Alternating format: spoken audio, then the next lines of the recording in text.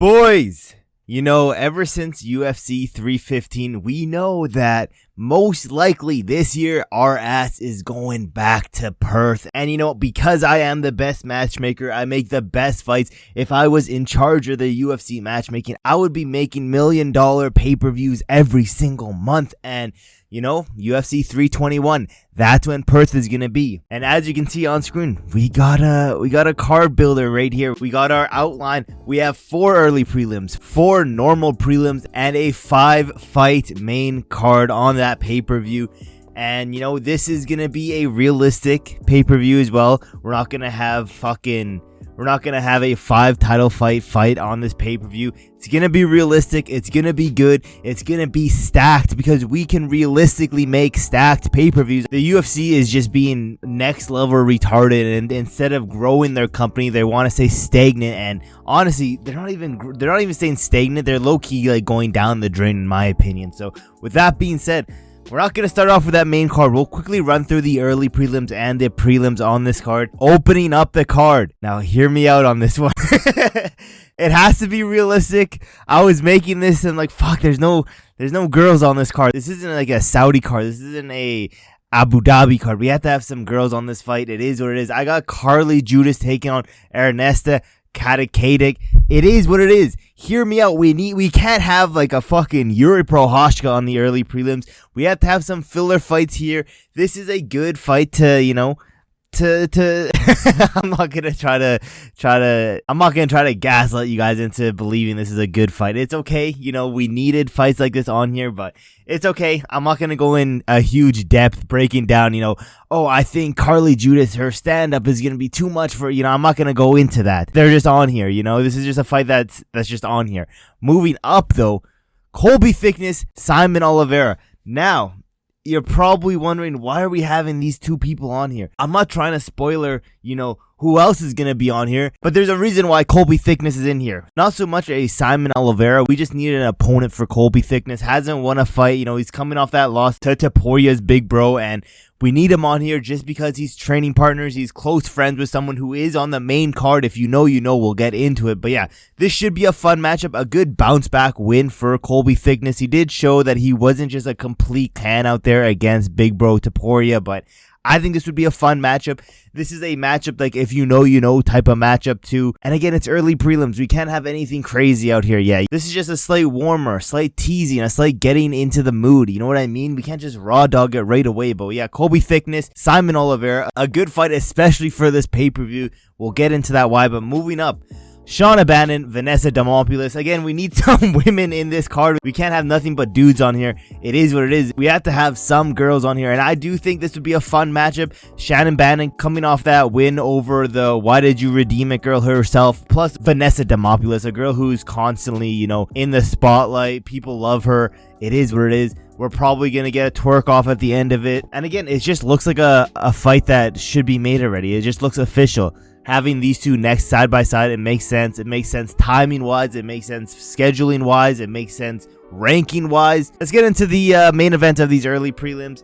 A name value guy, and it's not anything crazy, but we got Junior Tafa here. Tafa, we're going to Perth. Tafa, a Australian fighter himself, so it makes sense having him on this Perth card. And we have a lot of Australian people on this card. But yeah, we have Junior Tafa. We're not gonna have the other Tafa brother on here because he is fighting semi-soonish. I don't know if he'll be ready to take on such a short notice fight, but we got Junior Tafa. We couldn't get the other one, so we're getting the little brother instead versus Mario Pinto. Both these dudes not doing that great in the UFC. I don't think Mario has a fucking win in the UFC, but it's probably going to be a knockout. And yeah, what else can you ask for? It's probably going to be a knockout. It's going to be a great, heavyweight slugfest. Some great, high level striking exchanges. I'm just kidding. It's going to be a blobfest. It's probably going to end in a knockout, but it's going to be a heavyweight, blobfest knockout. But let's get into the prelims. These prelims are good. These prelims and this main card is stacked. I'm not going to lie.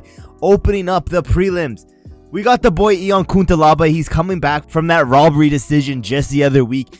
and he's gonna fight Jimmy Crute. Jimmy Crute, another Australian here who could get it done over Ion Cutelaba, and he would probably be I don't know if he'd be the favorite actually, but hometown advantage. He'll be there for the hometown. I could see Cutelaba getting it done here just because Jimmy Crute hasn't looked the same for a long time. He's looked like he's been on a huge decline, but this is a great matchup. I would be excited to watch this one. And it's not just because I'm an Ion Cutelaba fan, but I think this would be a fun matchup. Moving up, we still need some women on this card. It is what it is. We got another Australian lady, Casey O'Neill, taking on Veronica Hardy. I think this would be a fun matchup. I think Hardy would do some nasty things to Casey O'Neill just because I don't think O'Neill's that great, but a fun matchup. It's not like a terrible women's fight to have on these prelims.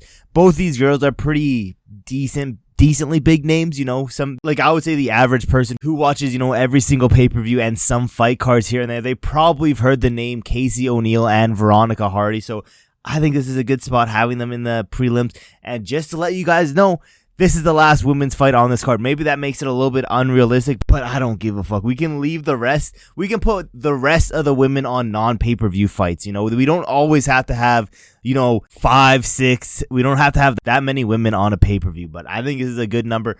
Moving up to the co-main event, I guess, of these prelims. We got another Australian guy here. We got Jack Jenkins taking on Bogdan Grad. This is going to be one of those fights that you're looking, other than the main card, you're looking at the prelims and the early prelims. This is one of those fights that just stands out, that it's going to be a war. Arguably fight of the night type of fight here, and either one of these dudes could get a sneaky finisher as well. But yeah, you have to have someone like a Jack Jenkins on this fight card. You have to have someone like a Casey O'Neill. You don't have to have a Casey O'Neill here, but yeah, definitely need to have a Jack Jenkins when you're going to Perth, Australia. And I'm looking at this now, and I could totally see the UFC just be stingy with it and put Jack Jenkins on the main. I could see them putting Jack Jenkins, Casey O'Neill on the main card. No, put me in charge, put me in, coach. I'm changing the whole UFC landscape, and I'm going to make some of the best cards known to mankind, because we had such high expectations this year. Completely shit the bed. Put me in. I'm going to get this shit done. Let's go into the main event of these prelims. A good way to end off the prelims, get you hyped up for this main card. Arguably, you could switch Jack Jenkins and this fight. You can switch them around, but I think this one's going to end in a knockout. Get people hyped up for that main card. I got a heavyweight fight. Tai Tuivasa, Waldo Cortes Acosta. Costa, on this huge spree, he's called out Tai Tuivasa. Tai Tuivasa, you need to have him when you go to somewhere like in Australia, and hasn't had the best of luck. So say fuck it, put him in here with someone who is majority a striker who can do some grappling here and there, but he's more, Tai Tuivasa is more high level than Acosta, has more high level fights. Does that mean he's going to get it done? Probably not. I can never pick Tai Tuivasa to win a fight anymore. He's on a huge losing streak. But yeah, this would be a fun matchup. I would say we would either see, I think this fight's ending in a KO, to be honest. I could see a Tai Tuivasa KO. I could see a Waldo Cortes Acosta KO. Acosta, ground and pound TKO. I could see something like that. Maybe switch up Jack Jenkins and Bogdan Grad here, actually, because I think it would be more entertaining. But yeah, those are my prelims. Now let's get into this main card. This main card, absolutely stacked. The opener of the main card, we have to continue off with the violence theme. We have to continue off with that. We just had a lightweight championship, a few fight cards prior to this. Let's get some number one contenders moving here. Let's go Dan Hooker, Arman Tsarukyan. Now, mainly because, I'm looking at the division right now. Dan Hooker, who we could arguably do Dan Hooker versus Justin Gaethje and just rebook that one. We could just say fuck it. But other than that, Charles Oliveira, he's scheduled to fight Ilya. We move down. Max Holloway scheduled for Dustin Poirier. Move down. Mateusz Gamrot. I swear Gamrot is scheduled to fight someone here pretty soon. Maybe not. I'm pretty sure he's scheduled. I could be lying. But then we have Paddy, Beneil Dariush. Like, is Arman going to take anyone lower than that? Probably not. If they don't do Arman versus Justin Gaethje, then we're left out with Dan Hooker. What do we do with Dan Hooker? Because it's a Perth card, I say we just do Dan Hooker, Arman. I think this is a good fight, a good number one contender fight. People are going to say, what do you do with Gaethje then? The Gaethje's just completely out of here. You can do Gaethje versus maybe like a Paddy Pimblett, something like that, Because to be honest, I did want to do Dan Hooker, Paddy Pimblett. I just think if I added that, it would just be too stacked. I couldn't, realistically just add Paddy on here as well. So Dan Hooker, Arman, get a number 1 contender here rolling. Plus, to be honest, they're probably going to want to get, Arman someone lower in the rankings like a Dan Hooker because of what he did in the beginning of the year. But yeah, a fun matchup. Moving down, this isn't necessarily a number 1 contender matchup, but this is going to be because we are same card as Ilya versus Makhachev. We're having a flyweight title fight. So let's get some more movement in flyweight. Again, not a number 1 contender fight. More than anything, it's going to be a former contender trying to keep his place while an up-and-comer is trying to take that place. I got Steve Ercik, Joshua Van. I'm looking at this now. I'm like, fuck, maybe I'm doing the Aussies a little bit dirty giving these hard-ass matchups. But Steve Ercik, he is from Australia. Got to have him on a Perth card. Joshua Van, an up-and-coming guy who deserves a high-rank opponent at this point. Mashi's 2 up, Steve Ercik on a 3-4 fight losing streak, something like that. This would be a banger. This would be a crazy fight. And again, it's time to get some movement in these divisions that are having title fights that need number 1 contenders. If we get Joshua Van up here, he beats Steve Ercik, then we're looking at a number 1 contender fight very soon for Joshua Van. If Steve Ercik does it good, he's back on a win. We can try to get him on a winning streak and then maybe look at a rematch down the line. But yeah, great fight. Good implications for each of those divisions. Let's move up to a fight that doesn't have much implications. It's just pretty much, I'm not calling it Dana White treatment, but pretty much Dana White treatment. I have Israel Adesanya, Sean Strickland. I don't know if Izzy wants a 5-rounder. If he wants a 5-rounder, give it a 5-rounder. And again, the reason why I say this is like a Dana White treatment, this is a stupid fight to make. It makes 0 sense. It has no implications moving forward for anybody. Winner of this doesn't really change anything other than being on a win streak. And the only reason why this fight would happen is because Israel Adesanya wants to fight Sean Strickland. That's the only fight he wants. He wants to get his get back. So give him this fight. It is what it is. I'm not over the top excited for this fight. If the UFC want to be stingy about it, because I could 100% see them doing that, fine. Give Israel Adesanya, Sean Strickland their own fight, their own non-pay-per-view event. If you want to do that, good. If we do that, we can replace Israel Adesanya, put someone like a Yuri Prochazka versus a Carlos Ulberg. That would be a good substitute for this fight. Plus, that fight actually has implications moving on. But I think Israel Adesanya would want to be on this card just because, we have Steve Ercik here. We have a bunch of other Australian people here. I'm not saying, Israel Adesanya is Australian. We all know he's Chinese, but he has a lot of his friends here, a lot of his brothers here. He just watched, Alexander get the belt back, be super motivated by that. And that's why he's going to want to be on this card, because in the co-main event, we got the boy Volkanovski taking on Movsar Evloev. It makes sense to have this fight here because, again, 321, we're going to Perth. The headliners usually are Volkanovski or, an Israel Adesanya. But now we have someone else to fill in that main event spot. And for this co-main event, it makes sense. It's the champion versus the number 1 contender.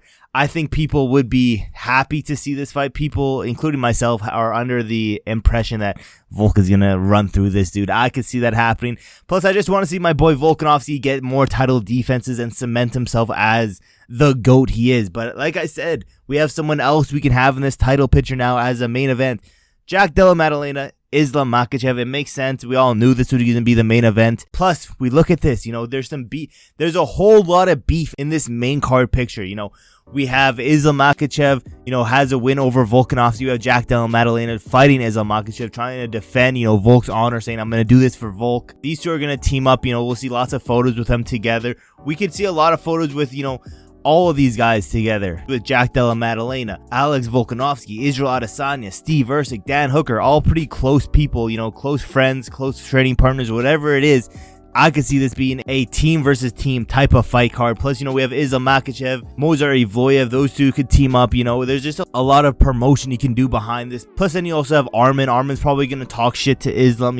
There's a lot of stuff you have here. Plus, again, the beef between Izzy and Sean Strickland. This would be one of the most chaotic and entertaining, not just cards, but press conferences that we could have. And, the UFC just ain't doing shit like this. People are going to say this is unrealistic. This is too stacked. The UFC won't do this, but the UFC can do this. This isn't overly stacked. This is, am I asking for too much? No, but this is my UFC 321 card. Let me know in the comments below. What do you guys think about this? And to be honest, if this shit was announced, this could arguably be fight of the year, card of the year. So, I'm going to hit up Dana. I'm going to tell him, I know your ass ain't in this anymore. I know you're focused on fucking power slaps. You're focused on the boxing now.